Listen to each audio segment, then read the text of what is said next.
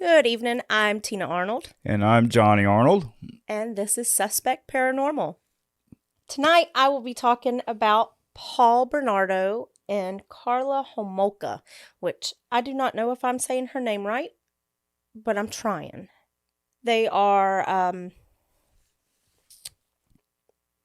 rather dark story from, almost said it again, from Canada. What were you going to say? Canada. Oh. I do not know why it's stuck in my head like that. You ready? Yep, go ahead. Oh, so I'm going to be talking about an actual local story that dates back to the Native Americans that lived in our area about the Wog and the infamous boiling mud pit. They called it the mud volcano. And, they used to call it the mud volcano. And it actually exists. The mud volcano actually exists, and it's in our little town here in Winder. Yeah, that's crazy. We're going to link a YouTube video that tells you more about it, that you can actually go and see it and see a visual of what it looks like. But, all right, so you have some information before we get started? Yes, ma'am. So, as everybody who follows us on Facebook and pretty much every other social media out there, you know that we got the website up, the Patreon website up, and what else? That's it, right? I mean, we have the Suspect Paranormal pages. We have the on Facebook Instagram, pages, TikTok. and we have a group, and we have TikTok, and we got we'll have a YouTube. Yeah, the YouTube and all that stuff. So if you're watching on YouTube, I'm going to put all those links in the description below. If you want all the links for our Patreon, it's patreon.com/Suspect Paranormal. And you can actually, I have set it up so that you can actually do like a free subscription. Basically, it'll notify you whenever we do public posts or whatever of that nature over on Patreon. And if you're interested in possibly supporting the podcast, our plans start at like $5 a month, and that'll give you, each tier gives you like a different type of benefit. The $5 one gives you early access to the videos and to the audio shows, so you don't have to wait. What's the biggest package? What does that one offer? The biggest package is the $15 package, and it gives you everything from the $10 package to the $5 package, which covers early episodes, and that's audio and video. It gives you exclusive videos, pretty much kind of like behind the scenes stuff that we do. The ghost hunts that we're going to do. Ghost hunts, and maybe some blooper stuff, and there will be a lot. Yeah, and just a whole slew of different things. And with the $15 a month package, you also get to vote on things that we talk about. So that'll be cool. Yeah. See what they send in, what their ideas are. I wanted to do like a little introduction, why we're doing this, what they know, what the public knows about me right now may or may not be the truth about who I am. So this is me. What you see right now, this is who I am. This is who you married. What I look like right now. What you saw before of me was me trying to appease TV. A different ideal of what I should look like and what I should be. So, this is me. This is Tina. I'm going to look at my notes here because I'm very scatterbrained. So I grew up with kind of like a pull to the darker side of life. Always fascinated by things that normal people thought were scary or weird.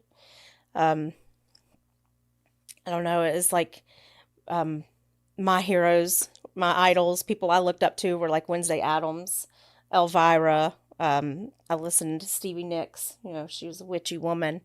I looked up to Elvira too. You did. So did my dad. Probably in a different way, but yeah. So while other girls like wanted to look like Barbie and be like Barbie, you know, I wanted to be Morticia Addams. Which Hey, she was kinda, she was a looker too. the kids said that I looked like Morticia Addams. I thought that was cute. So as I got older, like as I became a teenager, I studied things like the macabre, the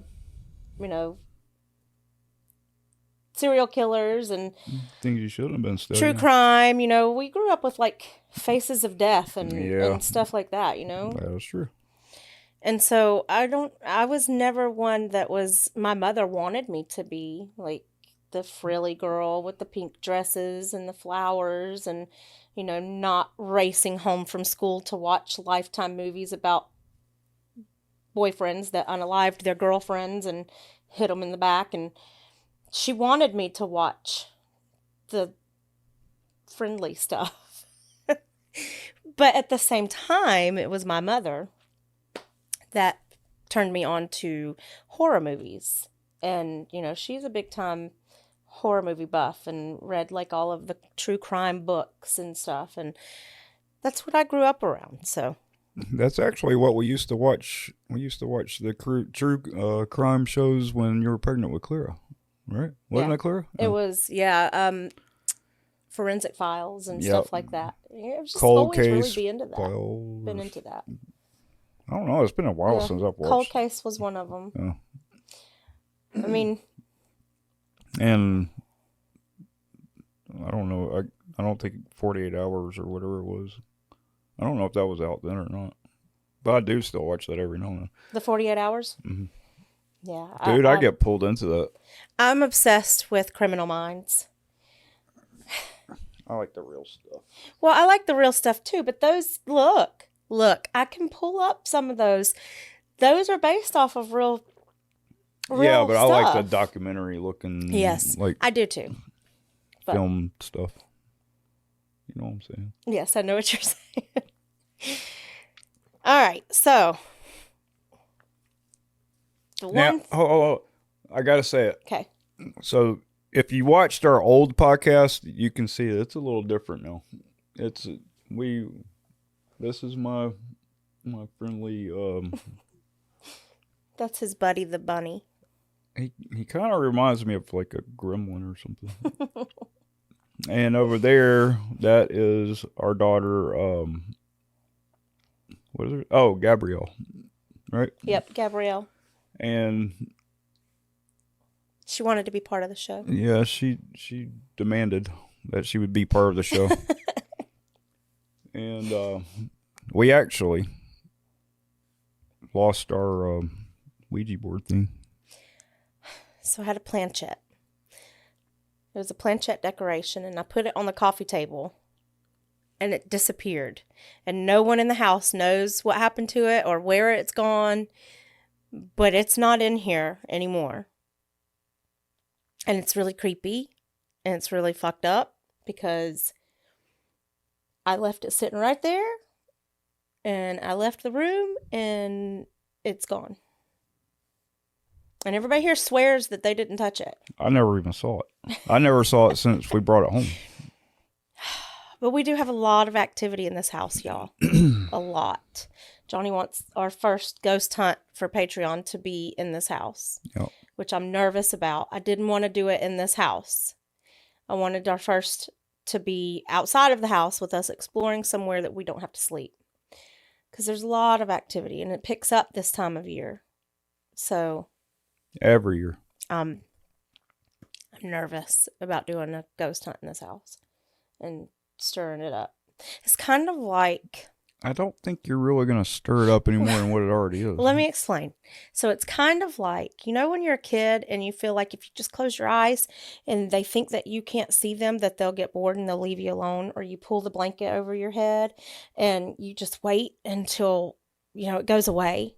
Because if it thinks you can't see it, or if it thinks that you don't know about it and that it's there, then it's going to leave you alone.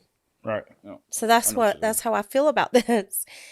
Like, I know that it knows that we know that it's here. But if I pretend like I don't and it don't, then it'll leave me alone. How's that worked out for you? It hasn't. It hasn't, but I keep trying. I keep closing my eyes and counting to 5. All right. So back to, I used to study serial killers. I had every book that you could think of. My brother used to take me to Barnes & Noble and Media Play.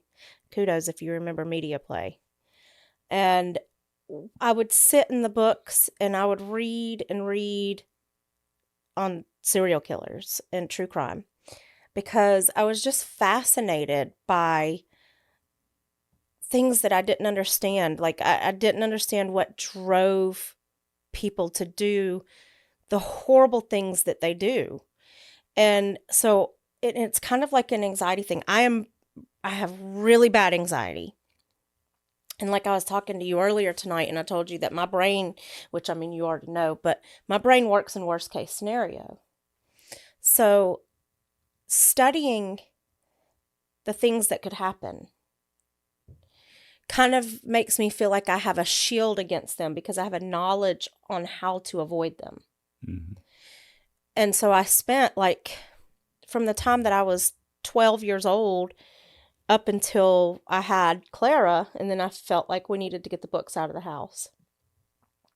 So from 12 to 25, I studied this.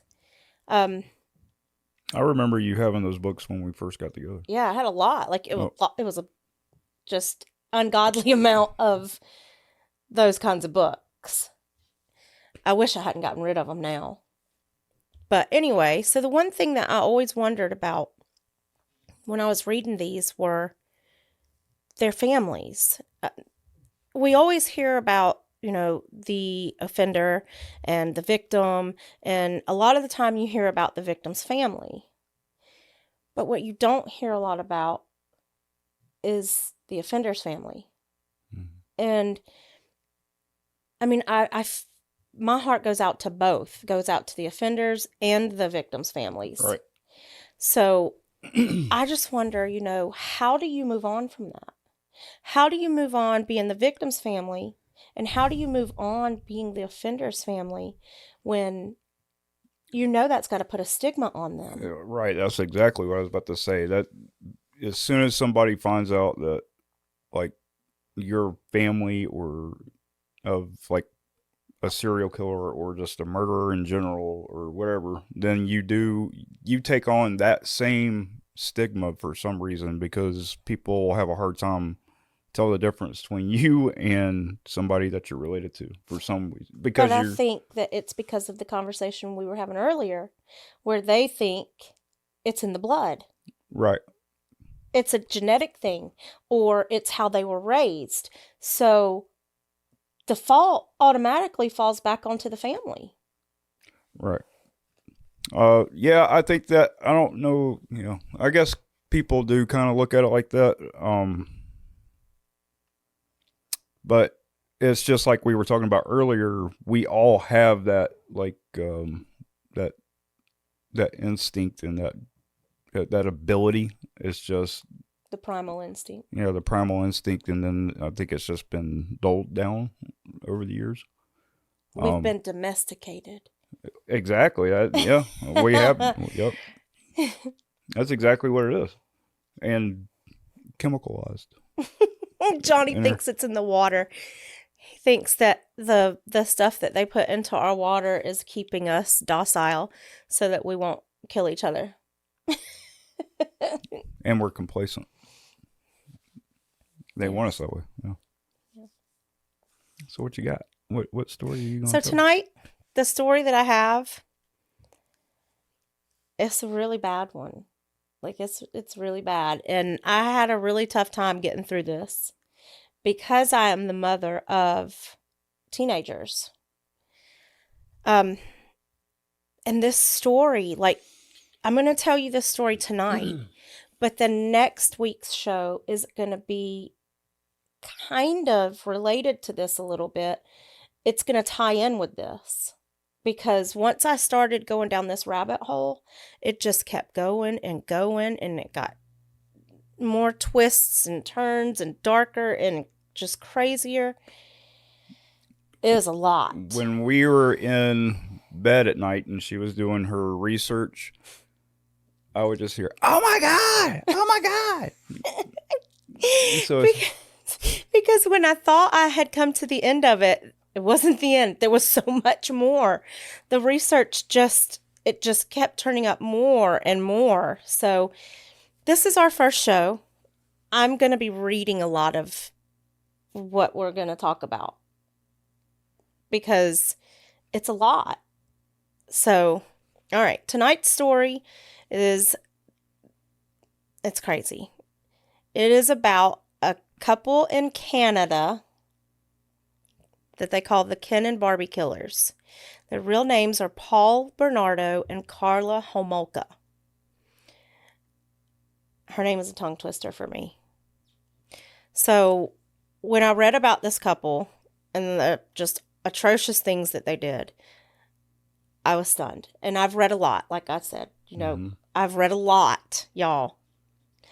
I mean, when I was younger, I remember like Albert Fish and what he did to himself being the most mind-blowing thing I could ever think of. And then this couple, they're so bad that I can't even tell you everything that they did because I can't go into, which by the way, right here, I should probably say trigger warnings all throughout this bitch. So if you have problems with hearing about essaying or unaliving or, this is probably not the show for you and you probably want to scroll on. You're going to hear a lot of bad stuff. So, but I'm not going to go as deep as I could with this. It's, if you want to go and research afterwards, you'll get a lot of information you probably don't want. All right. So, yeah, out of everything I have seen, heard, or read about in my life, this one is at the top of the list for worst stories ever. Probably because of their first kill. And because I'm a mom to teenage girls. I got 3 teenage girls and a little boy. And I just can't imagine the pain that the parents went through. And then it's the unpopular opinion, I'm sure, but I feel for Carla's parents because they raised her and did not know what they were going to end up with. I can't imagine. Like, can you imagine? We have 4 children. Can you imagine raising them, loving them through life, doing everything that you can to give them everything that they can or that they need to be good people and productive citizens and not hurt other people and when you're looking away, that all goes to shit. Yes. Can you imagine? Because of one person getting into their head. And you can't do anything. You can't turn it around. Once it's done, it's done. There's no undoing it. There's no protecting your child beyond that point. And really, I mean, it's because you can't protect your child from themselves. All right. So I can't imagine what her parents went through. And being in that mindset of a mom reading this story is what made it so hard. All right. So going back to the beginning, Paul Bernardo, by all accounts, was a typical young boy. He loved his family, his friends, his neighbors. He was a handsome little boy. He was smart, funny, outgoing. He was someone that everyone enjoyed being around. But inside the home, things were a little bit different than what you saw outside the home. So he was raised in a household with both of his parents, Marilyn and Kenneth Bernardo. They were anything but the happy family, though. And to explain that, you have to go back further. It's a very weird situation. So Paul Bernardo's mother, Marilyn, was adopted when she was a young girl, and she was adopted into a really wealthy, highly respected family. Her father was a lawyer in Toronto, and he was popular in the city. He was well known. He was well liked. But he was very hoity-toity. It was said that he was a gentleman, but he had his ideas of what he wanted for his daughter. Oh, yeah. And so Marilyn had a guy that she was dating, that she was very much in love with, but her father was very, very verbal about what she was expected to marry. And I'm guessing he was not from the right side of the tracks. He didn't have the education that her father wanted her to have in a husband. He didn't come from money. Just not what he had pictured in his mind for his daughter. And so he didn't approve of them. And instead, he approved of Kenneth Bernardo, because Kenneth Bernardo, he was a successful accountant, and he had with him a sense of security with his money, his education, his background with his family that was also very wealthy. That's what her father wanted for her, which we can understand. Being parents, you want your kids to be taken care of. But at the same time, I would hope that my kids would marry for love. Because money can go away. Right. You want your kids to be able to fend for themselves. You don't want anybody to have to rely. You don't want them to have to rely on somebody else like that. Right. But I'm guessing, when did this happen? This was... Do you remember? I don't know what year. I'm sure it was a while back. Yeah, it was before So it was probably a little different back then. Society was different as far as, like... 60s. Oh, yeah, definitely. Yeah. The roles were different back then. So, yes. Yeah. Very. So he wanted her to marry into rich because we're, well-to-do, because that's how she would end up being taken care of. Right. So despite the fact that they were not in love, Marilyn and Kenneth got married in 1960. Excuse me. And like his father had been to his mother, Kenneth was abusive toward his new wife.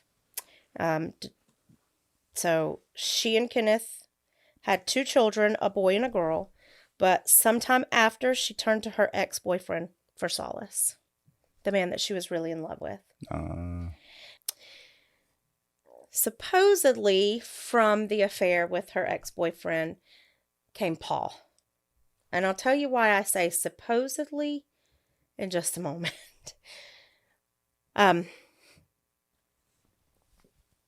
So I'm not sure how it happened, but it seemed that, or why it happened this way, other than he didn't want her. But Kenneth was not upset about the affair when he found out. So why I say that is, I know that they weren't in love when they got married, but you would think that he would be upset a little bit because they'd been married. They had Right. kids, but he wasn't upset by it. But further research would tell us why. So he put his name on the birth certificate. Paul not only took on his last name, but she gave him Kenneth as his middle name, which is his not biological father's name. So his name is Paul Kenneth Bernardo. But now this is where I found out why he maybe wasn't too bothered by the wife's indiscretions. When he was later caught SAing a young girl and went to court, I do not know what happened of that. I could not find the information to find out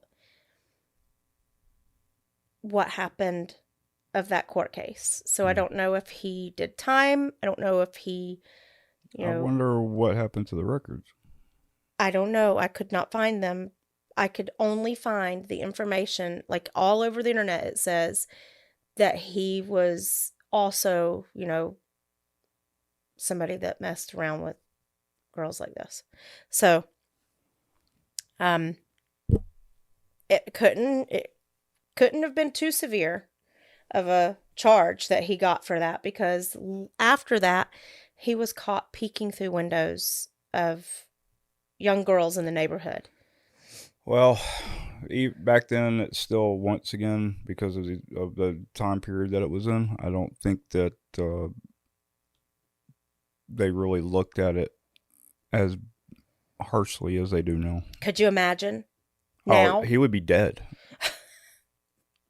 He would have had a... Yeah, don't get...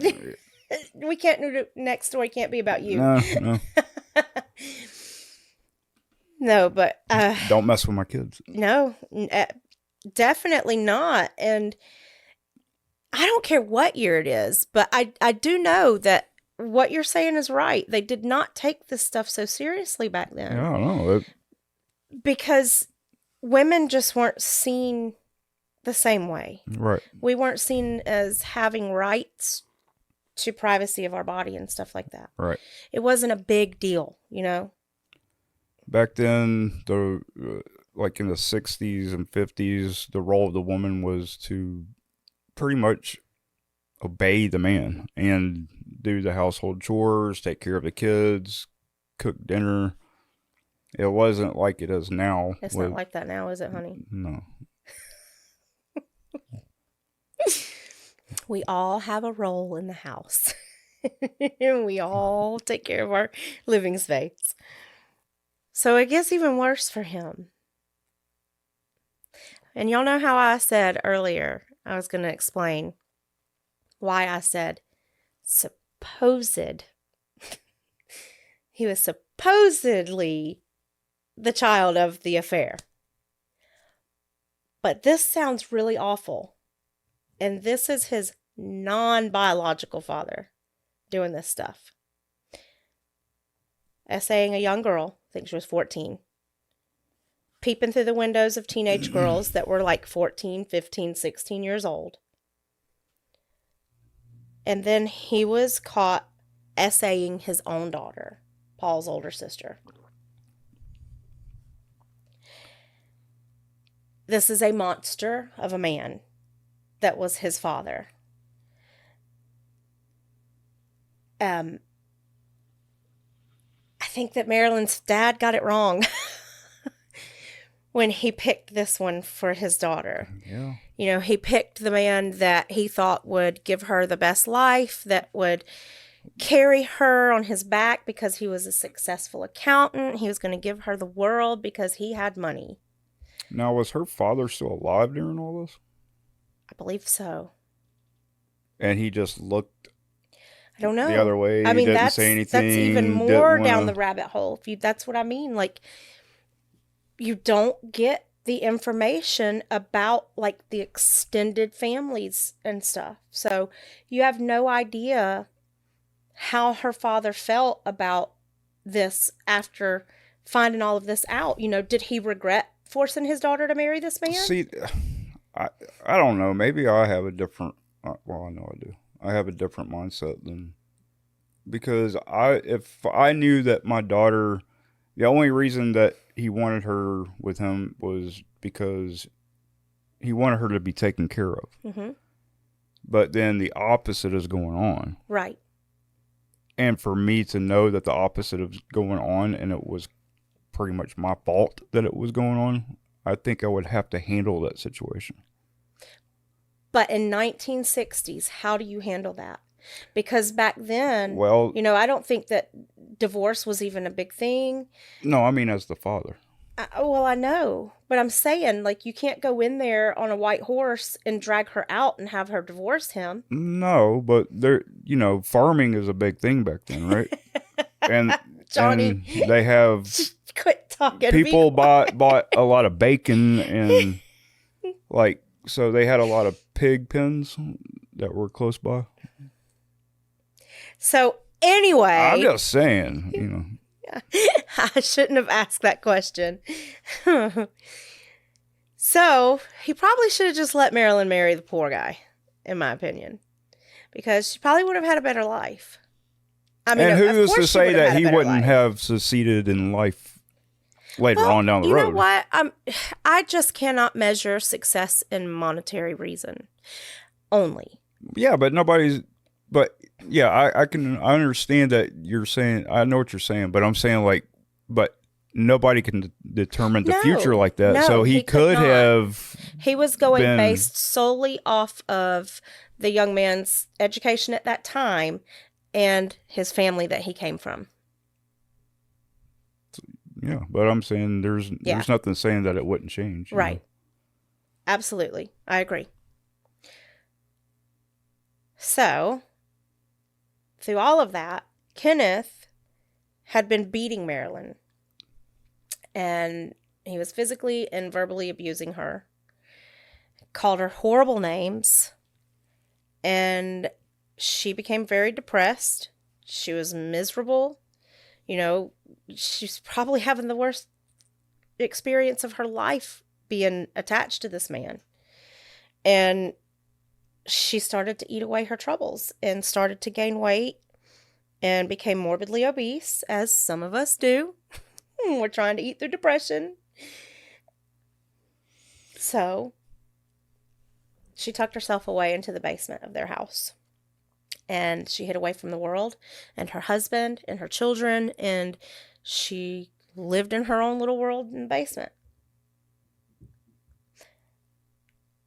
When Paul was 16, he had a really bad fight with her.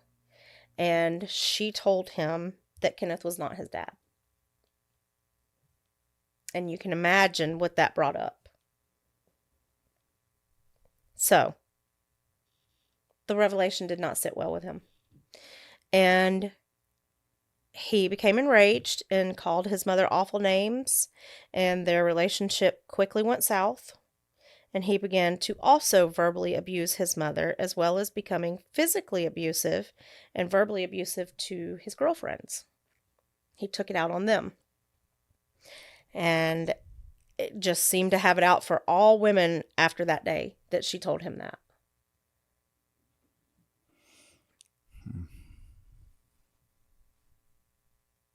What? It's like you got to have a stronger mind than that. You know what I mean? Like, so here's my thing. I could not. I want to see a DNA test. I want to see a DNA test because you can grow up. Oh, yeah, I know what you're saying. Yeah. You can grow up in the most abusive home and never raise a hand to another person in your life. Mm-hmm. But when you look at what Kenneth was like and the things that Kenneth was doing, and you compare them to what you're going to hear about Paul, just to what you've heard already about Paul, I wonder if she had it wrong and out of anger she said that and that stuck, but it wasn't the truth. I wonder if she activated Kenneth's. that killer gene, that killer DNA. Right. See? Which is what we were talking about earlier. See? So, but what I'm saying is, I wonder if he really is Kenneth's. Yeah, I know. That's what I'm saying. I want a DNA test. I want a paternity test. That gene that is so prominent in that bloodline just got activated. Right. So starting to activate. So when he was in college, him and his friends tried many different get-rich-quick schemes, hoping to hit it big. We all want money, fast and easy. Everybody wants that. He tried Amway. He didn't get very far up the pyramid. Look. I don't even. You don't I know know what that. Amway I know was? that name, but I don't know what it was. So when we were kids, like the MLM of the time was Amway. And it was like they sold everything that you could possibly think of. It was like Fingerhut, but pyramid style. And he tried very hard with Amway, but he wasn't successful. At least not financially. But he took a lot of what he learned with the Amway and applied it to other areas of his life. So him and his friends would pick up girls in bars at this time, and they would do it by spinning stories of who they were and what they were worth. They would lie to them and tell them, they were these bigwigs and that they were rich and probably that, they had struck it big, and that's how they would get them into bed. My name's John Smith, and I am a millionaire. Right. And these girls are just like, oh, okay. I believe anything. But he was said to be extremely abusive towards the women, and he would actually get joy from publicly humiliating them and degrading them in front of people. And he would have relationships with these girls. It was like they would become his girlfriend, and it would be really great for a while, and then he would turn into this monster. It was like a Jekyll and Hyde flip. And he would start abusing them verbally, emotionally, physically, and he didn't hide it. And then they said that he was very, very much a sadist in the bedroom. So he was getting off on hurting them. And that is usually where the relationship would end. So when he started that, the girls would usually, tuck tail and run. I just don't understand why they allowed it up until that. You raise your hand to me one time, we're done. It's done, no matter what. I don't care how much I love you. I don't care what we've been through.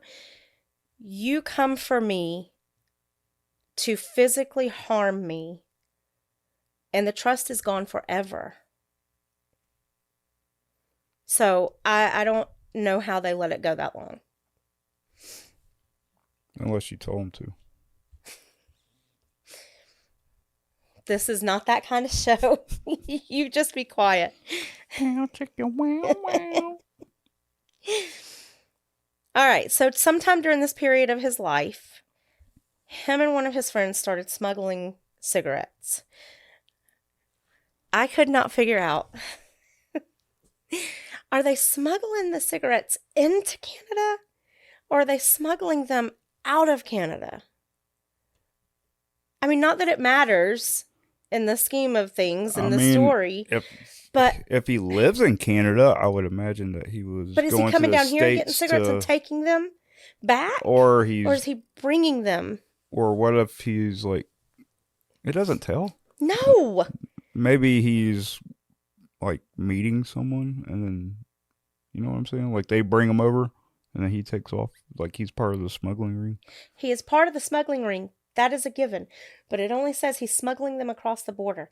So my question is he bringing them in, or is he bringing them out?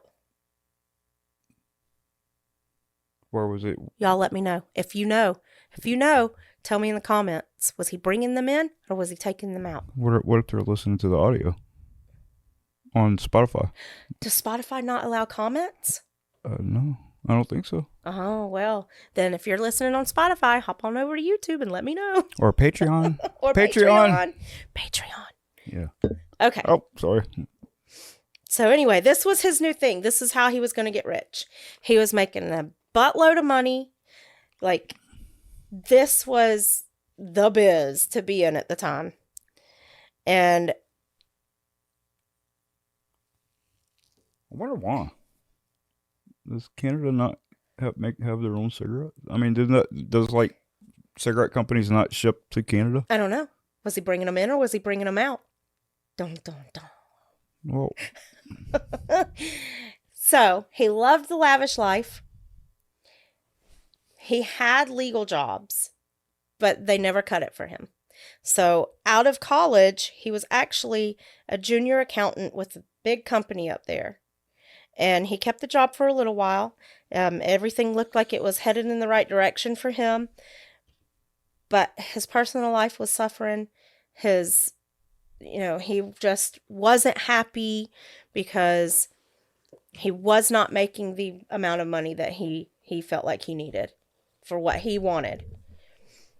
And then in 1987, Carla was at a hotel. 1987? Mm-hmm. Okay. Carla was at a hotel on doing some kind of like animal convention because she was a veterinary assistant. Okay. So they met in the lobby of this hotel. It's 1987. He's 23. She's 17. And immediately things are hot and heavy. And they end up in his room going at it the same night.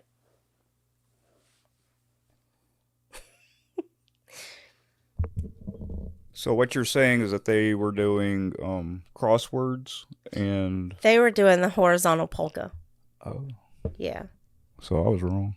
Yeah, you're wrong. Unless that's a board game. No. Kind of like Twister. That is where the tornado meets the volcano.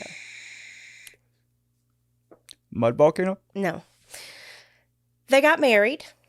I don't know. I didn't put the year down for you. I'm sorry. But from the accounts that I have read on all of this, she seemed to like and even encourage his sadist sexual behaviors. And it's something he'd been searching for in a girlfriend for a really long time, so he thought he had found the cat's meow with this girl. Like, she was perfect. He thought she was the most beautiful girl he'd ever seen. She was smart. She liked him. She'd let him do whatever he wanted to do. Is there a movie like this? There's lots of movies like this. Well, like something gray or something? No. Oh. It's not the same thing. No.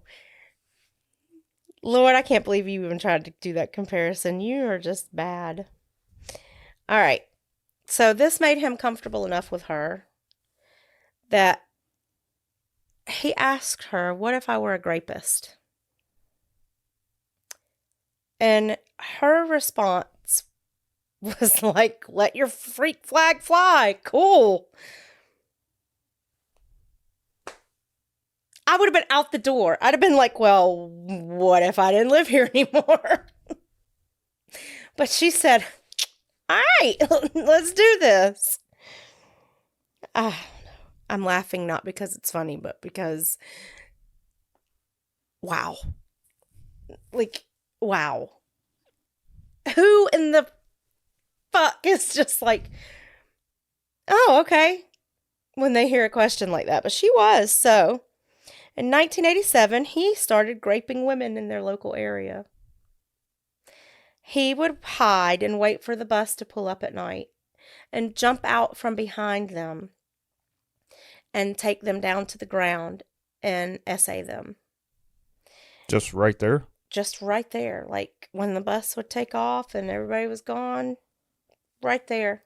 That must have been a really dead town to be able to be that gutsy and just right then and there, I guess. It's 1987. Everybody's high. Yeah, that was, what, Coke years? So, he always essayed her from behind and so that she could not see his face. The police, by 11 victims in, were at their wits' end. And, I mean, I can imagine, there's 11 women unsolved and they had nothing to go on. They had no one who knew who he was. No one would suspect Paul because he was this, upstanding citizen. He was a good-looking, smart guy with a really good education, made a lot of money. He had a reputation outside of his real persona. Right. Yeah. So the mask that he wore was good education, great job, beautiful wife, beautiful home in a well-respected area. He is a good-looking guy. Nobody would, suspect that he would be doing something like this. Why would he need to? Right? Mm-hmm. He's got everything anybody could ever want. So he was flying very, very, very far under their radar.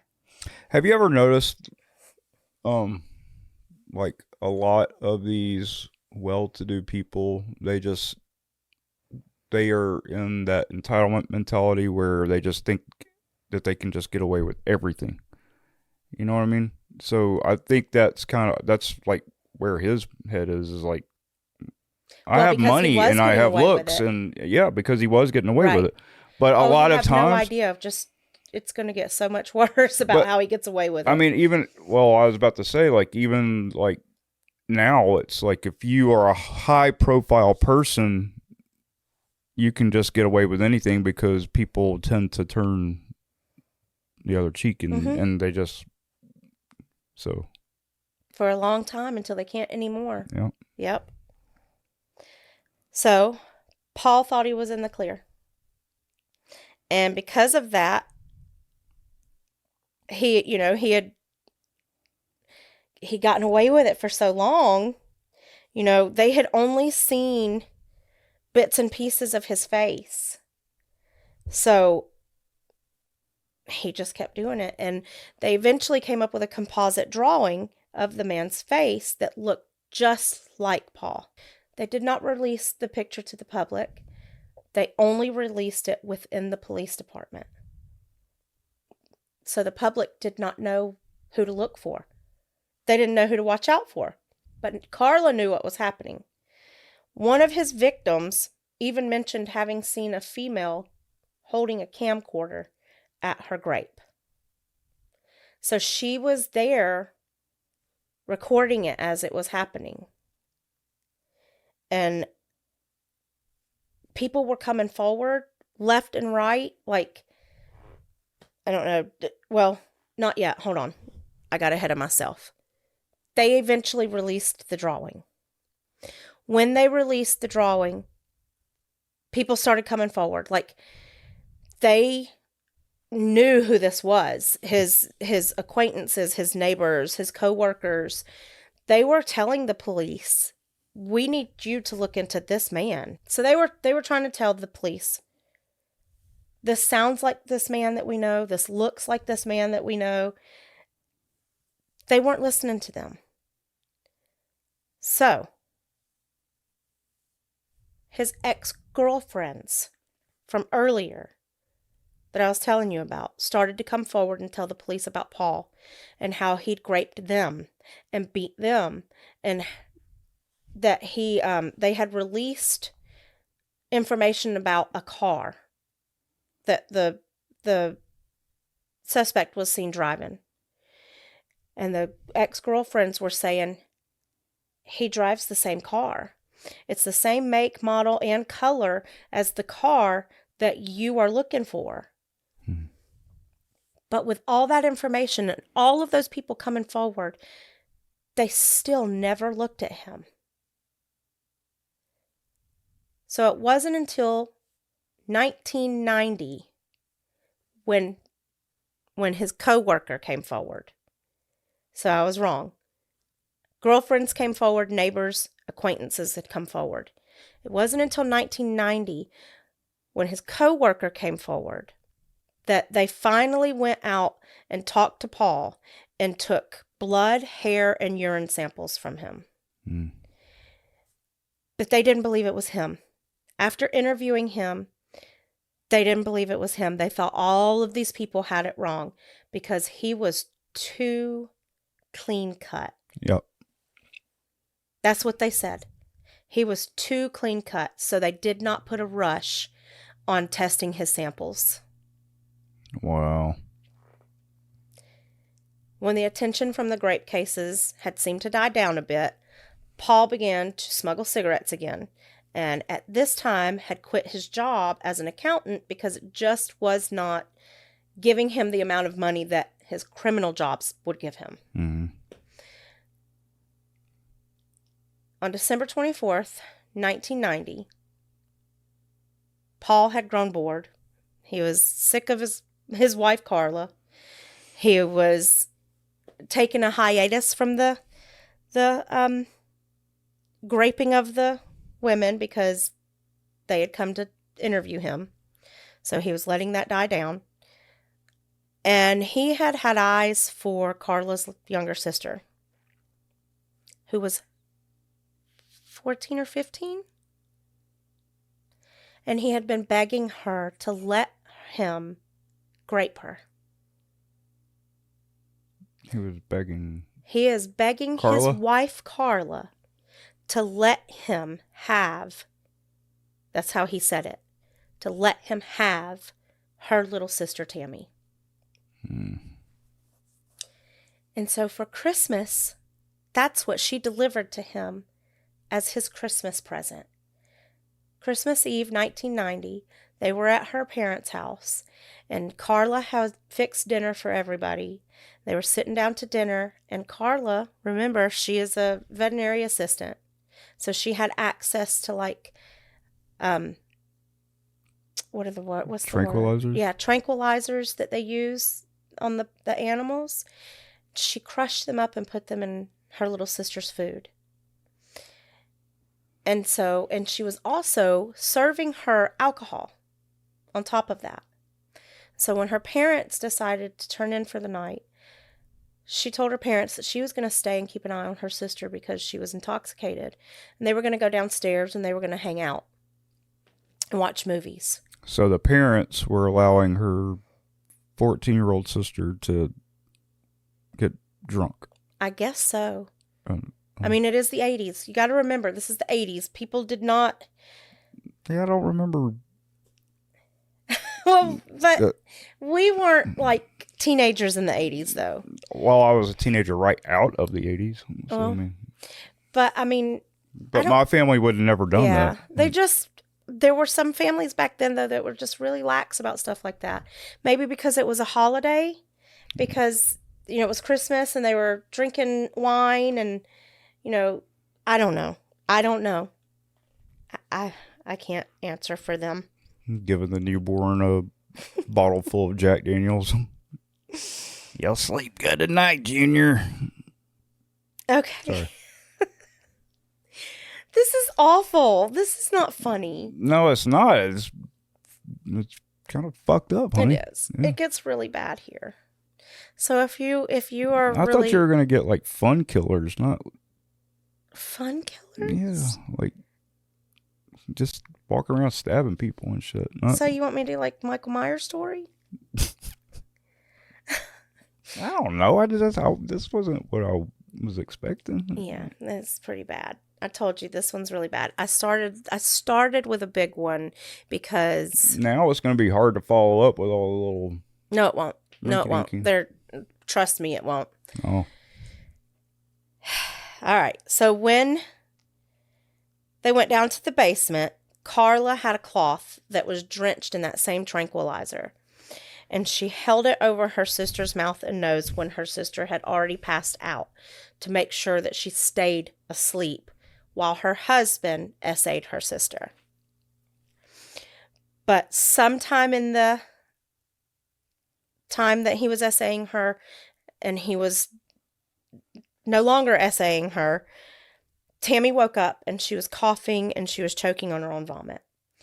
And Carla swears that they tried to save her, but they couldn't.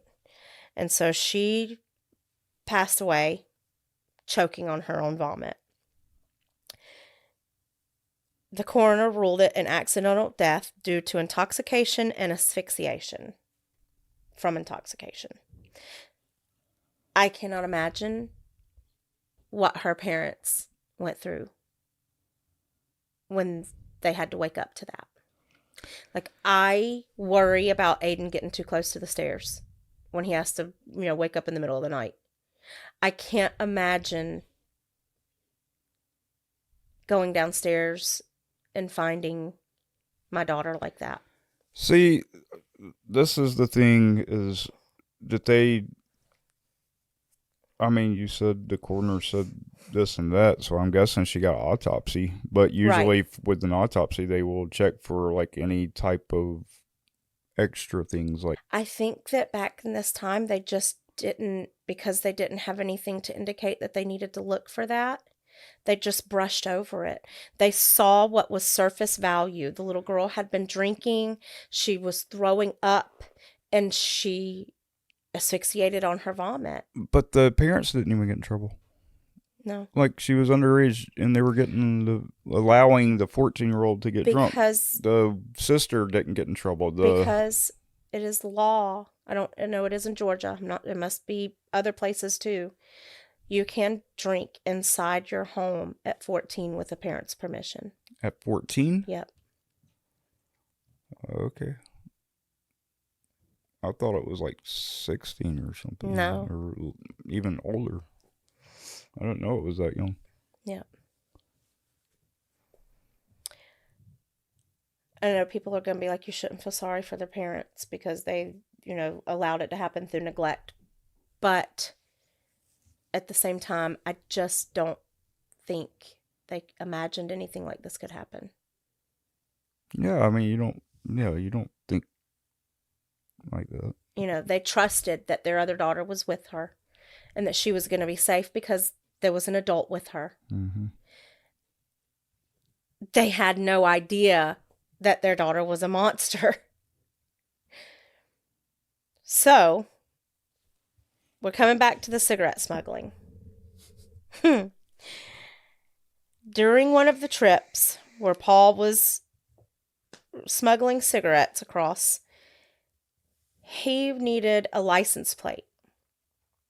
So, he was driving around a neighborhood, walking around the neighborhood, looking for a license plate to steal in an area where he would not be seen. And doing this, he came across a young girl, 14 years old, named Leslie Mahaffey. And I'm probably not saying that name right either, but I'm trying. So on June 14th, 1991, 6 months after Tammy's death, Carla's little sister's death, 14-year-old Leslie was out with her friends. She'd been out. She was said to have been a troubled teenager. She was very headstrong, very stubborn. She did not like authority, especially her parents. And she had been going out and staying out past curfew a lot. So on this evening, her parents decided to lock the door and teach her a lesson by not allowing her back inside because she was out past curfew. Around 2 a.m., she was outside. She had called her friend and asked her friend if she could come back and spend the night at her house. And her friend told her that she didn't think that was a good idea. Her mom would be very upset if she woke up and found that she was there. So Leslie said, well, I'm going to go and wake my parents up so I can get inside. But she didn't. Instead of knocking on the door and getting her parents' attention, she started walking around the house looking for a way to break in without waking them up. And while she was doing this, she came across Paul. Paul saw her and grabbed a knife out of his pocket and went up behind her and put the knife to her throat and told her to and took her to his car and forced her into the car. So he drove Leslie to his house in Canada, where she would spend 24 hours in the worst hell anyone could imagine. When Paul and Carla were done SAing Leslie, if you don't want to hear the details of this, now is a good time to turn it away. When they were done SAing her, they strangled her and dismembered her body, encasing the pieces in concrete and dropping them into the water at Lake Gibson. So they had several concrete blocks that had parts of her in them, and they dropped them into shallow water where a fisherman and his companion, I don't know if it was his son or friend or whatever, found the concrete and thought that they were seeing animal fur sticking out of it. So they pulled it closer to see why, because that was weird. There would be animal fur in it. But then they noticed it wasn't. It was human hair and a calf, like her calf, sticking out of the concrete. And when they noticed that, they called the police immediately and had the police come back and pull the pieces out. They identified her by her braces.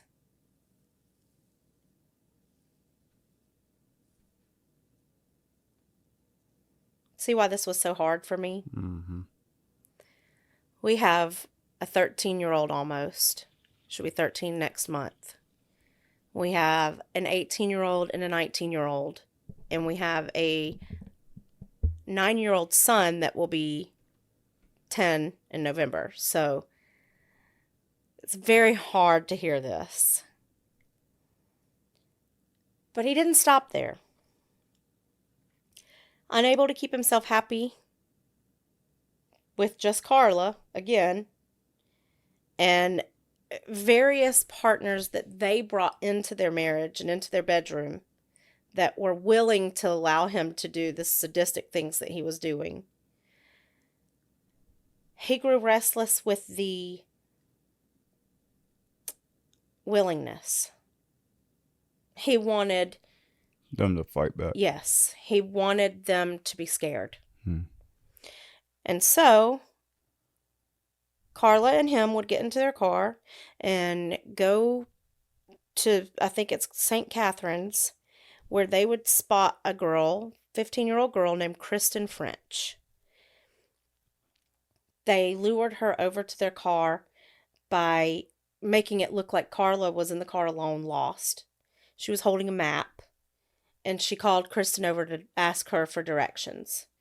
When Kristen got to the car, Paul came out of the back seat with a knife and made her get into the car.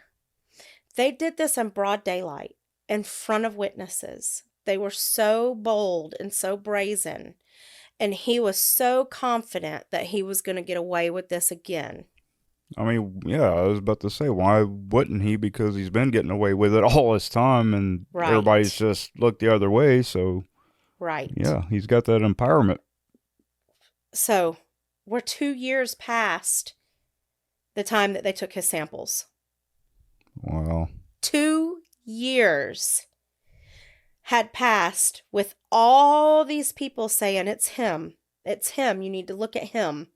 They have the samples sitting in their lab that would prove, at the least, that he is the rapist that they've been looking for, and would put him away so that these things would not have happened. But they're just sitting on them. There's so many inconsistencies and so many wrongdoings in this investigation that it's just sad. They could have prevented these two girls' murders. Did they expose the lead investigators on this? Mm-hmm. Okay, good. So in the spring of 1992 is when they picked up Kristen. They would hold her for 3 days. They held Leslie for 24 hours. They held on to Kristen for 3 days. They were essaying her, both of them, humiliating her and degrading her and just putting her through hell for 3 days. When they unalived her, they left her body in a roadside ditch. They unalived her on April 19th, and she would not be found until April 30th. Why did it take so long? I don't know. This has to be like a really isolated area. That's you know what I mean? I'm wondering. Like, I think that they said that they drove her body out quite a distance from where they live. So they must have been somewhere where there wasn't a lot of through traffic. Right. Because that's a long time if she is right there. She's right there on the roadside in this ditch, you know? If there's a lot of traffic, somebody's bound to see her and question it. Yeah, I mean, she was out there almost a month. So, I mean, I don't understand, right? I mean, from the 19th to the 30th, 2 weeks. Oh, well, 2 weeks. That's still a long time to not see something like that. All right. And there is actually another case that is in the same time period with the same MO, same age girl. They found her in the water. The same way that they did Leslie. I mean, not encased, Right. but they found her body in the water. But the police attributed her death to being drunk and on LSD. And so they never connected it, even though it was in the same area, done at the same time. They never connected it and never investigated it as if it were part of this. But the people of the area believed that it was part of this. So they were smarter than the police. Well, yeah. So it would look like everything would quiet down for them again until early 1993, when the lab finally processed the samples, almost 3 years later. And they were a direct hit, matching Paul immediately. See, that whoever made those orders and held on and just brushed it to the side, that person should have been arrested. You know what I mean? Like, they should have been responsible for the murders. They should have been held responsible for not murdering somebody, but they should have been held responsible for allowing it to happen. Right. Yeah. I didn't mean responsible as if they had done it, but responsible because they had the information to arrest him. And they could have stopped it a long time ago. Yep. Because he looked too clean cut. Yep. Too squeaky clean to do this. Yep. So the police began to survey him, and in surveying him and watching him, they realized that Carla had left him recently because assault charges had been filed against him from Carla.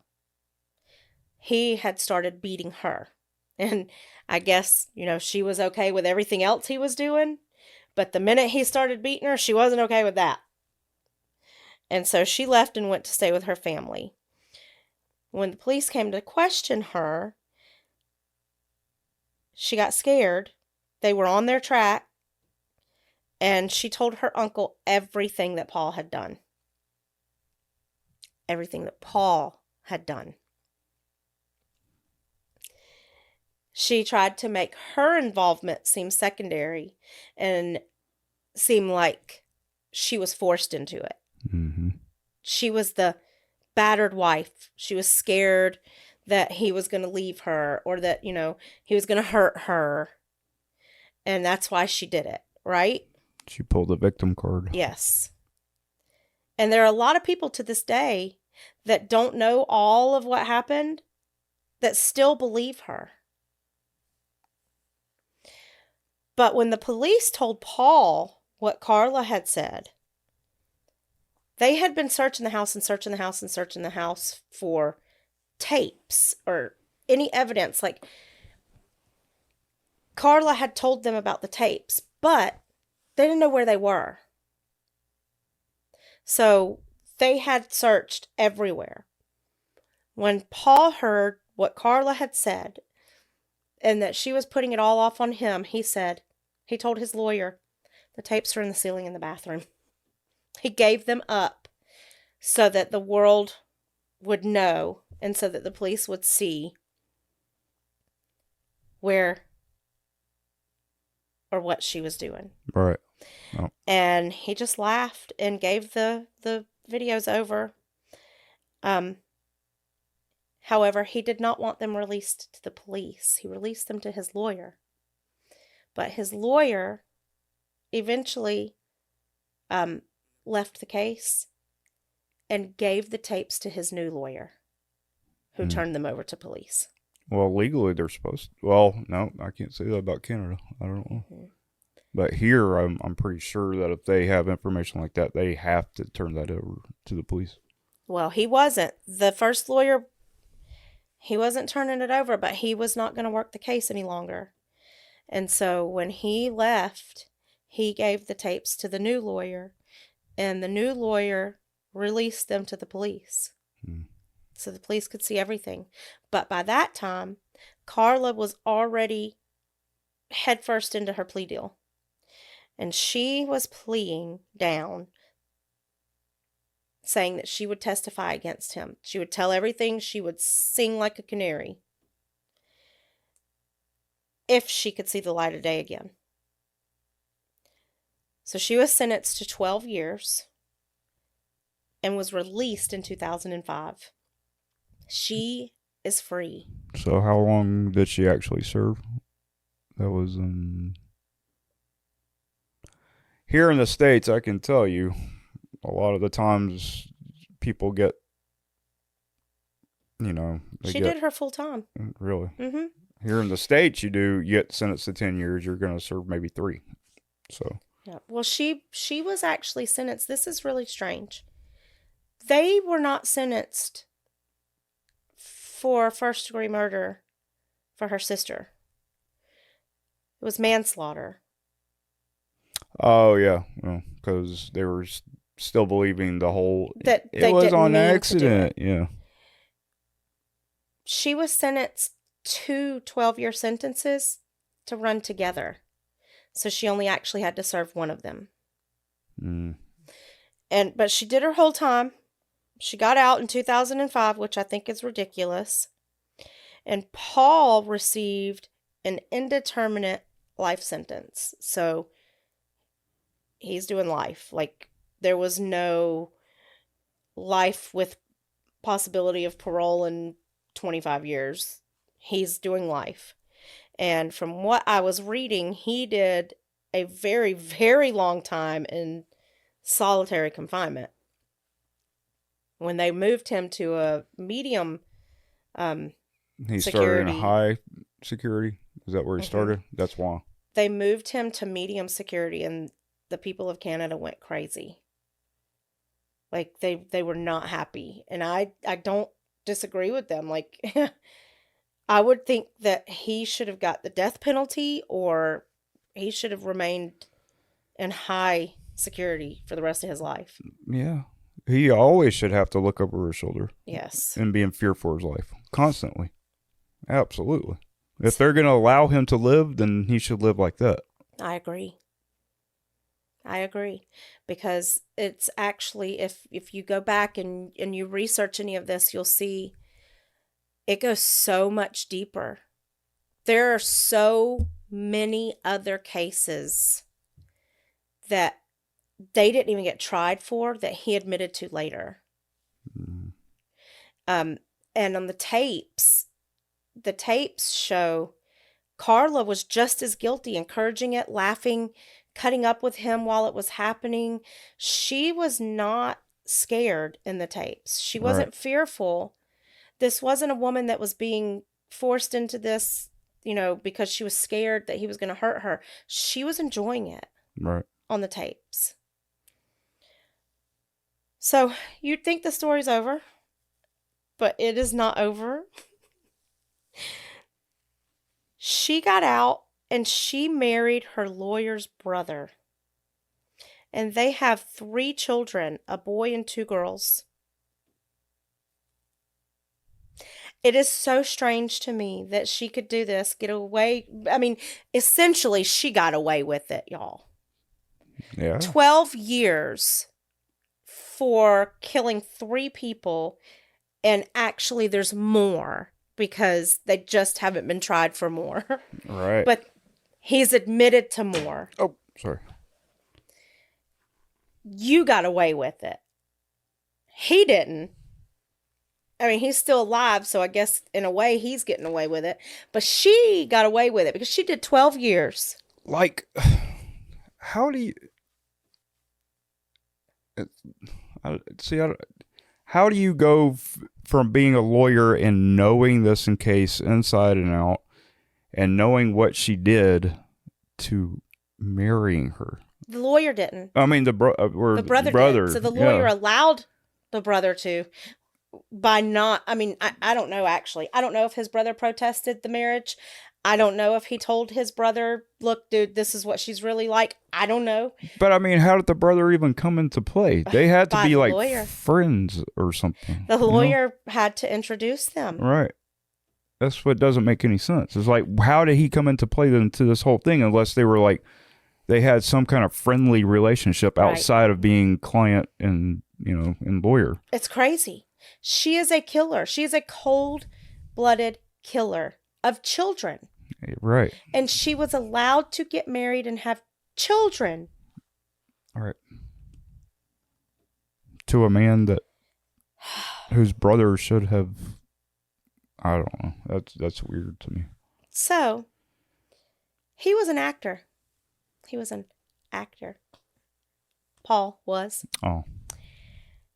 He has an IMDb with 1 movie listed, The Terry Fox Story. It's a true story about a Canadian cancer amputee who ran across Canada to raise money for cancer research. He's listed as runner number 7. He was trying. Yep. But I guess his conviction put a damper on his career path because that's as far as his acting goes. There's nothing after that. And then this leads into next week's story. In 2007, Carla was rumored to have been dating Luca Magnotta. But it would turn out that Magnotta himself started the rumor. And I will be telling the story of Luca next week. So stay tuned because it's a juicy one too. People are truly crazy out there. Like, the crazy goes far beyond what you can imagine crazy is. Well, I can tell you, we've dealt with some pretty psychotic people, and they're not too far from flying over the edge like these people have. I'm telling you, I know what you're talking about, and it is true. I got to get a sip of water, and then we are going to be going into the Wog of Winder with Johnnie. Mine's short and sweet. Well, that's good because mine was very long, and they won't always be that long. And this is my first time. But yours was very interesting too. Mine's probably not as interesting as that. I think it is. Well, I think it's cool that the mud volcanoes are still here. Yeah. So the Wog was a monstrous creature that was legendary in the Native American. They were the Creek Indians, and it was said to have long black hair, short hind legs, and long front legs. Had a bear-like head and a forked tongue. I've seen people like that around here. Yeah. They're usually pretty twitchy. Yeah. That's messed up. Yeah. And it was said that its appearance was just made even more horrific because of its red eyes and its protruding white teeth. So, And it's kind of interesting because the Creek Indians actually thought that the Wog was the devil. Like that was their version of Satan. Right.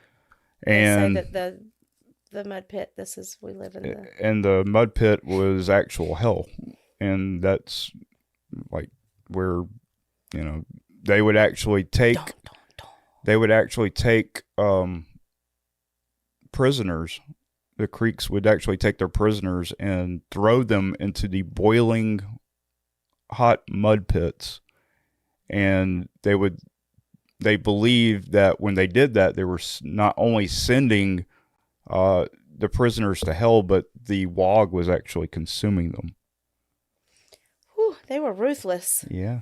It was ruthless. They were going to take them out of this world and condemn their soul. Can you imagine being thrown into boiling mud? No. Like, that's... Although my baths probably aren't far from it. No, I don't think so. I think they're right there at it, actually. You'd probably be like, yeah, mud bath. According to one legend, a Creek Indian chief's daughter was set to marry a Choctaw suitor. I'm guessing I'm saying that right. I like the word Choctaw. Choctaw. And but she rejected him, and the young warrior killed her. After her demise. Take rejection. Huh? What? I said a man never can take rejection. Well, I mean, it was a set-up marriage, so I don't really know why he would have. He didn't really know her or like her. He just didn't like the rejection part.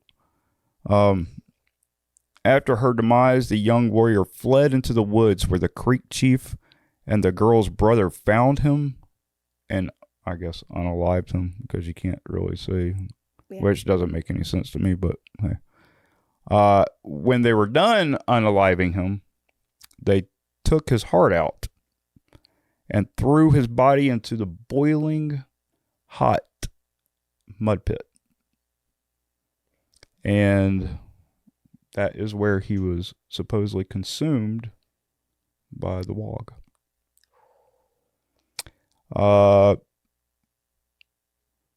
So the Creek Indians declared war on the Choctaw after that. And legend has it that the Wog was said to repel the Creek Indians and scare them all to death. Like the entire little Creek Indian army. Oh. And so he was on the Choctaw side. Yeah. I mean, I don't think he was on anybody's side. I think he was just he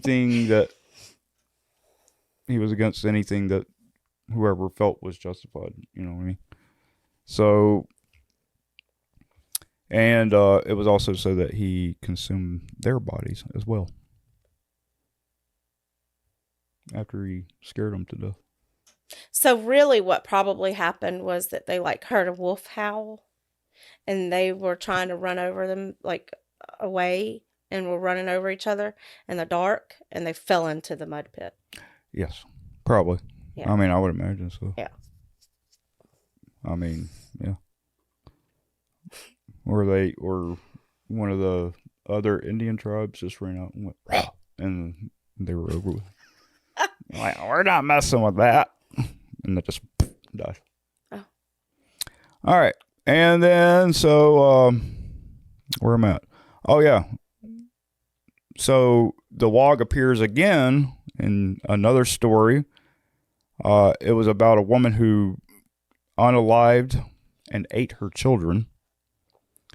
And she was also captured by a Creek Indian chief and thrown into the boiling mud pit to be consumed by the Wog. And that Wog was doing overtime. Yeah, the Wog was hungry and I don't know how he was hungry. He stayed fed. Well, they were constantly throwing people down there. They could have been really skinny, and Are you saying he'd have lasted longer? He had stayed full longer if they had been like me? No, because so they said that the Wog is about the same size as a small horse. So, right. He could have ate a lot. Yeah. I would imagine. And then, I don't know. Those people were probably like really small. Yeah. Where was that? Oh, yeah. For many years, it was said that a screaming woman, who was the woman that unalived her children and ate them, it was for many years said that she was condemned, and her soul is now eternally running through the hills, being chased by demonic children and screaming. And Y'all, yeah. this is right down the street from where we live that he's talking about, where this Nordock is, this mud pit. Yep. It is less than 10 miles from our house. Like, Yeah, the mud pits actually exist. They are in our town, and they are called Nordocks, and yep, it's right down the street. I want to go out there and park and listen. For the screaming woman. Yes. I mean, a lot of people, if you look on some of the websites, they actually say that is the gateway to hell, or Right. those mud pits. I don't know if that one particular is like the singular gateway to hell, But these pits are all over the world. I know I had never even heard of them until I read the story.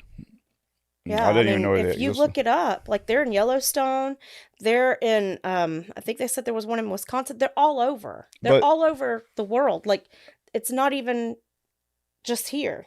Georgia is known for hot springs, so I mean, there's magma under the ground. Of course, I mean it's Earth, but whatever. And but I had never heard of, especially in Georgia, never heard of Boiling mud pits. mud pits anywhere. Yeah. Me either. So I'm going to look it up real quick, and I'm going to tell you exactly how many miles away from our house it is. After these messages, we'll No, I'm doing it on camera. Oh. It is 4 miles from Oh. our house. So the gateway to hell is 4 miles from our house. It explains a lot, doesn't it? I guess it does. So now that he has told you that, I have to tell you, our kids were playing outside this summer.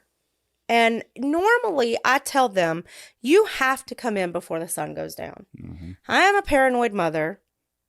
I don't let them leave our cul-de-sac. Like, they have to stay here. And I don't want them outside past dark. So this one night, I don't know what it was. Or actually, it was the second night. So the night before, I had let them play outside after dark for a little bit. They were playing manhunt with the teenagers and some of the other little kids that are on the street. And so the second night came and they were like, well, we want to go play basketball under the street light. And the other teenagers were going to be out there. I told them, okay. So they went out. Well, then they came back in and they were like, well, we want our friend to spend the night. And I said, okay, well, you got to go ask permission from the parent. And I need to know that they said it was okay.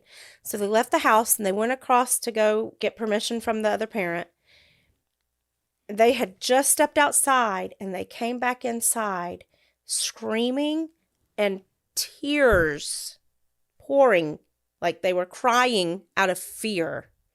Because they said when they got to the end of our driveway, they looked over at the street lamp and there was something under the street lamp that looked like it was crouched down on all fours. And it didn't look human. And it was staring at them, but it was kind of back a little bit, so they could not make out the features, just that it was standing there. And it freaked these 3 kids out so bad. They came inside, they got their sister, and she went outside and she saw it. So our 18-year-old daughter saw it. And when she went outside, I think it turned around and it took off and ran back into the woods. Dang. Oh, And yeah, yeah, I remember. then we heard this about the WOG, and it's like, is it real? Is it just a myth? Is it still around here? What did my kids see? That, I don't know. I mean, it could have been another cryptic, but uh, the from what I understood is that was kind of a humanoid looking thing. That's But what I got not out of it. human. But not human, yeah, but Yeah. it was humanoid kind of. So I don't think the wog is more bear like and wolf kind of mixed together. But this thing was on all fours. Well, yeah. So even if it's not the WOG, but y'all said it was crouching, so I mean, right, it could have been like there's something else out something there. else. You know? There's something else out there. Because if it had just been the littles, I would be like, okay, what did you see that, your imagination ran wild with? And, you saw something, it looked weird. Maybe it was a deer and the light was hitting it the wrong way, because we have a lot of deer in our neighborhood. But when my 18-year-old walked out there and she saw it and it freaked her out, I knew something was not right. Well, as we get further into different episodes of the podcast and we're talking about cryptics, I think we're going to end up finding out a lot more about. What is a cryptic? They're like the creatures. They're like. So your skinwalkers are cryptics? Yep. Are aliens cryptics? No. No. It's Is Bigfoot a cryptic? Yes. Yep. Jason said he saw him today in Louisiana. Saw Bigfoot. Mm-hmm. Wow. Sounds like they're dragging bodies upstairs. Yeah. So we should find out more as I'm doing research about like any like more cryptics that are actually in Georgia. Are you going to stick to local stories for a while? Probably, yeah. That's cool. I like that idea. For a little while. And then I'll move on to other stuff. So before we close out the show, I thought that we would share a little bit of what happened last night with Clara. Just because it's cool, and it's getting to be that time of year that things are going to start her happening shoulder? a lot. Yes. Oh, yeah. So our I daughter, don't think it's cool. She got injured. not that part. Oh. We were sitting in the living room and we were watching TV. We were watching The Haunting of Bly Manor, and we paused it because, when stuff starts happening and we're going to be distracted or we're not going to be able to hear it, we pause it for a little while. And I don't remember what was going on, but it was silent in the house because we had paused it for a little bit. And we were just coming to sit back down to watch the show again. Right before we turned it on, Clara was sitting on the far side of the couch from me. And from where she's sitting, she's looking this way. She's looking down the hallway towards her brother's room and her sister's room. She turned her head real quick and she looked back at me and she said, "Did you hear that?" And I had heard something, but I couldn't make out what I had heard. My ears are older. I was further away. All right. She said, "Aiden's back there calling, help me." And so she was about to get up and go back there. And I said, "Clara, Aiden's asleep in my bed." Well, before that, she said that it was like a playful help me. It wasn't like a. Right. Yeah. But she was going to go check on him. Right. But before she could go, I told her, "Aiden is asleep in my bed." Yeah. And so she went to look, and sure enough, he was still asleep in my bed. Well, we turned the movie on, and just a few minutes into the movie, and she said, "Oh, something just poked me." Something had poked her in the shoulder, and within seconds, she was in really bad pain. Like, it was hurting her. So she got up and she came over to me and she pulled her shirt sleeve down, and her shoulder was red and hot to the touch and swollen for no reason that we could think of. And it was exactly where she had just said she had been touched.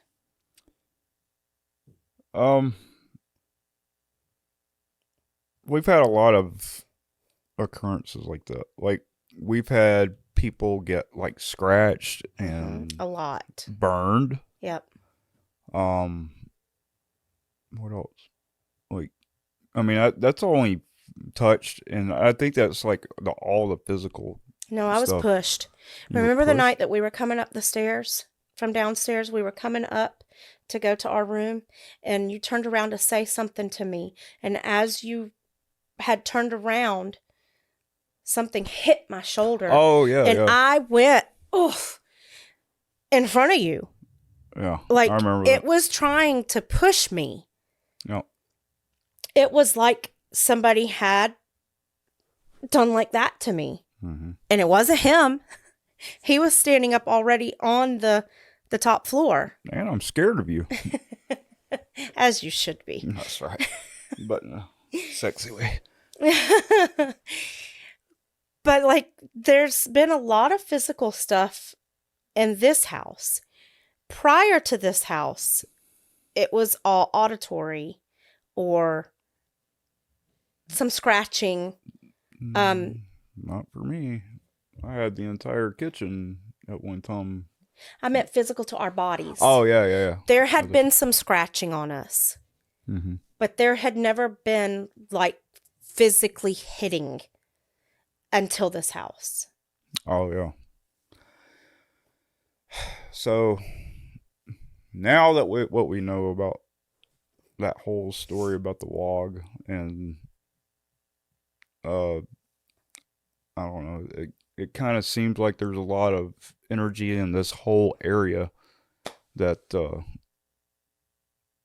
can kind of turn violent, and it's very strong energy. Well, isn't there something to be said about the rock that our house is, this whole neighborhood is sitting on? Isn't it quartz? Um, Quartz is known to be and like limestone, a big right? limestone, and quartz are both very much known to draw energies. Yeah. But I think quartz is like the biggest one, and water. And we have a creek right there, so I mean, we got pretty much everything It's like going against us, right? A perfect storm Yep, it's a perfect storm. That's of exactly what it where is. our house is located. Yep. Um, And everywhere that we have ever gone, it's followed us. Like, yes. every single house that we've ever lived in, it has been right there. It when we moved, it would take like a few months, and then it would just fester back up. Not here. Not here. It was almost instant. It was immediately. The night that we moved in, so this is the first house that we've had that there's levels to.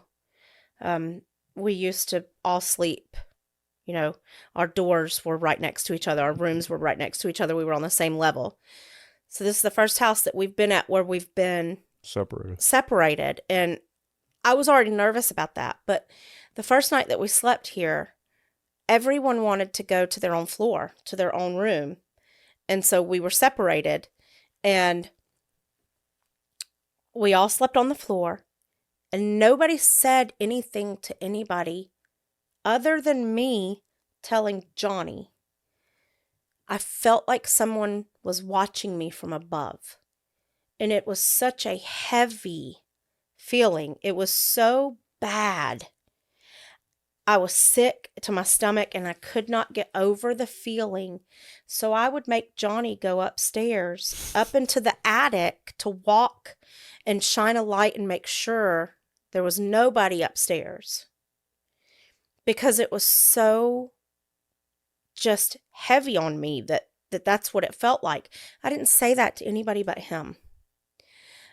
But within the next couple of weeks, our kids told us that they were having the same feeling, that something was watching them from above.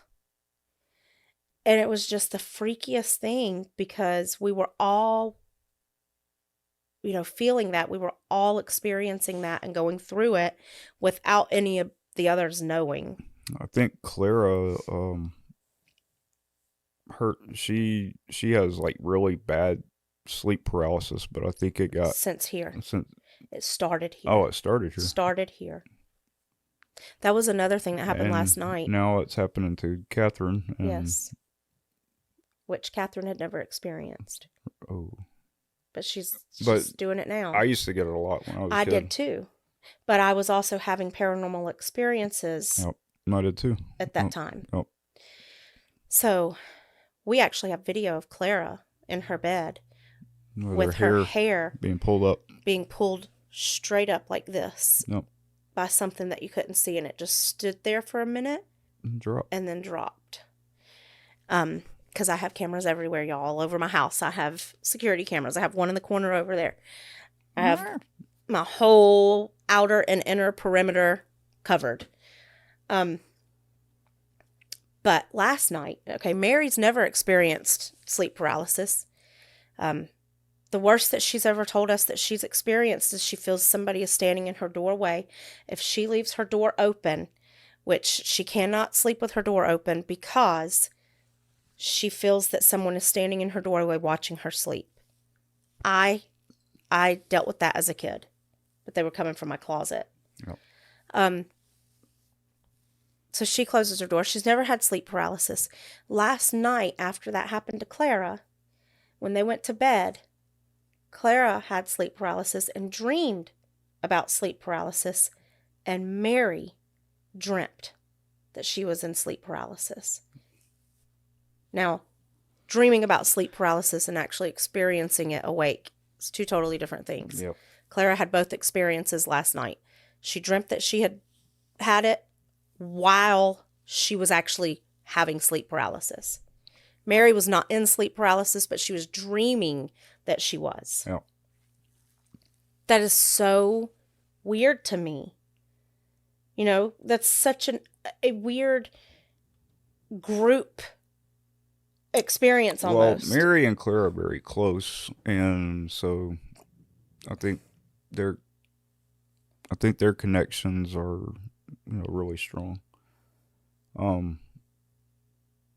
But yeah, I mean that's really weird. Clara started to pray away her sleep paralysis. And it worked. It did work, but on the last night that she had it, during sleep paralysis, a lot of people experience a sleep paralysis demon. That's a very common sleep paralysis thing. Yep. Clara's sleep paralysis demon showed Clara that she was leaving her room and going up to Catherine's. And she was kind of taunting Clara, or he or it, was kind of taunting her like, okay, well, I'll leave you, but I'm going to go get her. And now Catherine has started with sleep paralysis. Yep. Which is very worrisome because she already has other health issues and stuff. I don't know. And anxiety is one of them. And then, I don't know. We'll figure it out. But I do know that, like, maybe instead of doing, like, paranormal stuff from Georgia, I might start talking about stuff that we have experienced. Well, I wanted to incorporate that into the show anyway. Because we've done that. We've experienced a lot. And, Absolutely. I mean, that could be just... I think you should do it all. I think we should cover it all. Well, no, I'm talking about starting after this show, like episode 2, start doing our own experiences. Yeah. And that's Absolutely. why I wanted to do like an investigation here just to see. I know you're worried. I know you're scared. But and just to see what we could pick up. You make me tick. Yeah. But I mean, it's going to be here regardless. So. I know. I just don't want to shake it. No. I mean, You know how close you were to buying that damn Ouija board? I know, but I Yeah. didn't do it. I didn't. I See just bought that the to me, that's planchette. like way worse than like I want to sprinkle holy water on a Ouija board before I use it. You know I have never used a Ouija board. what? I've never touched one.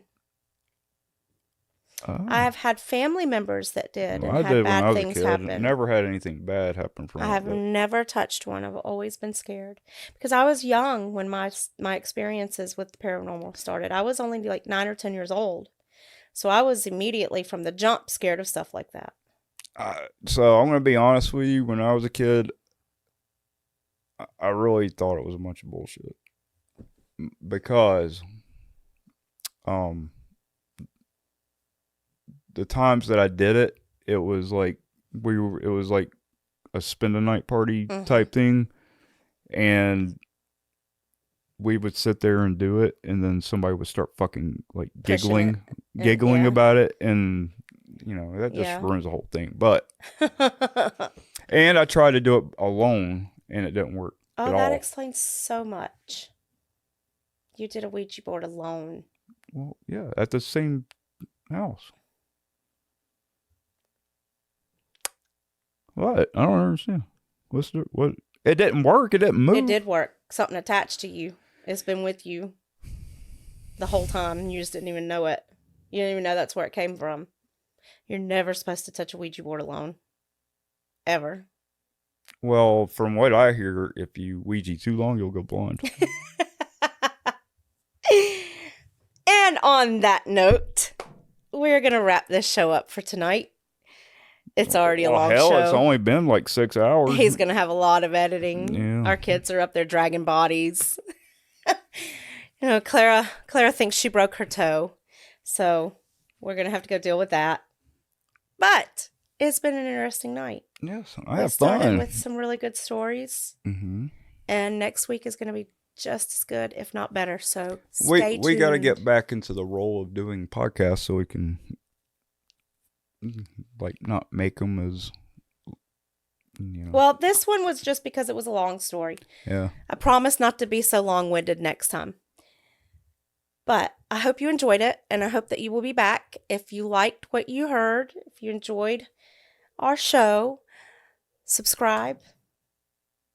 I already have.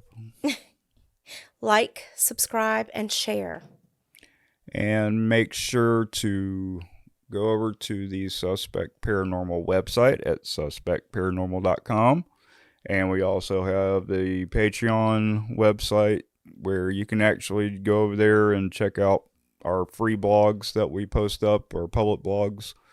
And if you just want to help support the show or whatever, then there's subscription tiers that you can subscribe to. You got a $5 all the way up to a $15 one.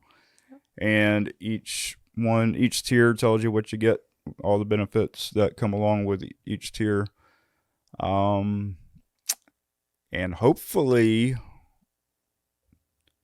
within the next couple of weeks, we'll end up having some kind of merchandise for sale. Yay! I was going to ask about merch. I'd like to have a shirt. Yeah, I want a shirt and a hat. Yes. So if we're going to have them, they should have them. Exactly. We can't be greedy and just keep it all to ourselves. Yes. And I think that's about it. Yep. We are on Facebook, Suspect Paranormal. Go like our page. Go follow our group.